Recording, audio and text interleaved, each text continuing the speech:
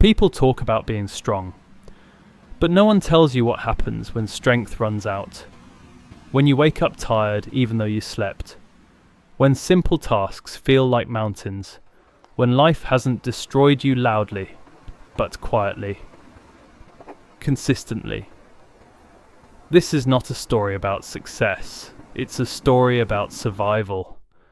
Because sometimes life doesn't just test you. It breaks you.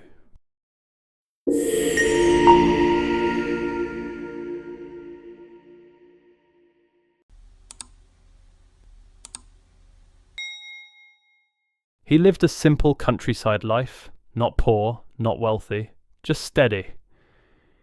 He ran a small transport business that connected nearby towns. Nothing big, just enough to keep food on the table, help his parents, and feel proud of himself.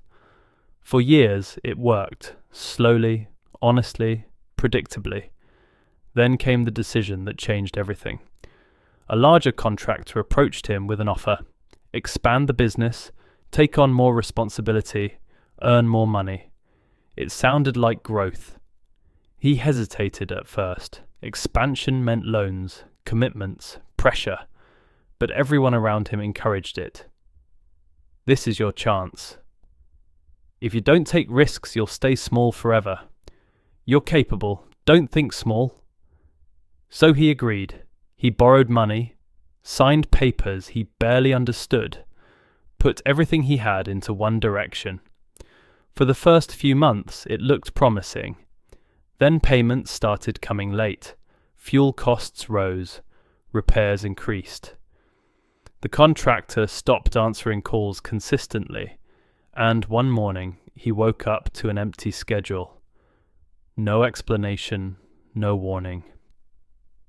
Just silence. That was the moment life cracked him. At first, he told himself it was temporary. Things will stabilize, but they didn't. Bills arrived on time, income didn't. The loan didn't care about explanations, neither did the people he owed. Slowly the pressure moved from his work into his home. Sleep became shallow, meals became irregular, conversations became tense. He sold one vehicle, then another. Each sale felt like removing a piece of himself. The worst part wasn't the money, it was the shame. Neighbours asked questions. Family worried quietly.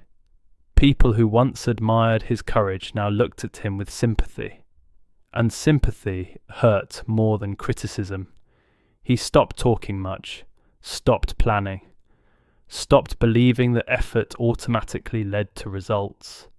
That's when life didn't just hurt him, it broke him. The breaking didn't happen in one dramatic moment. It happened in small, humiliating ones. Standing in a room and forgetting why he walked in. Staring at paperwork without understanding it. Losing interest in things he once loved. He became irritable, then withdrawn. People thought he was angry. He wasn't, he was empty. One evening, after another failed attempt to negotiate payments, he sat alone outside his house and realized something frightening. He wasn't fighting anymore. Not because he didn't care, but because he didn't believe his effort mattered. That night, he admitted something to himself for the first time. I don't know how to fix this. And that admission felt like defeat. Healing didn't begin with solutions. It began with acceptance. Not acceptance of failure, but acceptance of reality. He realized he had been trying to force life back to how it used to be. And life doesn't work like that. So he stopped running, stopped pretending he was okay, stopped blaming himself for everything. He sought advice not from people who talked loudly, but from those who listened quietly. He learned that not every risk is wisdom, not every opportunity is growth, and not every failure is personal weakness. He also realized something harder. He had attached his identity to success.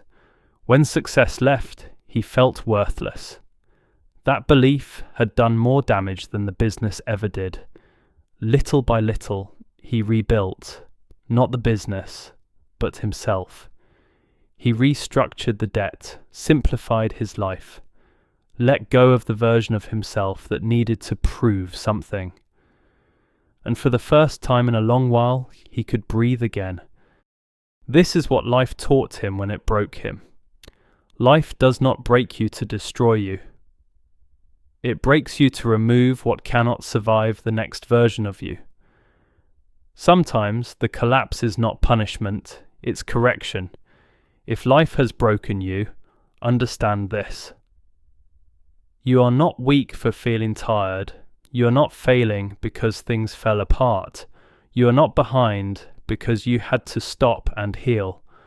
Some losses are not meant to be recovered. They are meant to be outgrown. You don't heal by becoming who you were. You heal by becoming someone wiser, slower, and more honest. And if right now all you can do is hold yourself together, that is not failure. That is survival beginning to take shape. Because when life breaks you, it doesn't end your story. It changes the way you tell it. And sometimes that change is what finally saves you.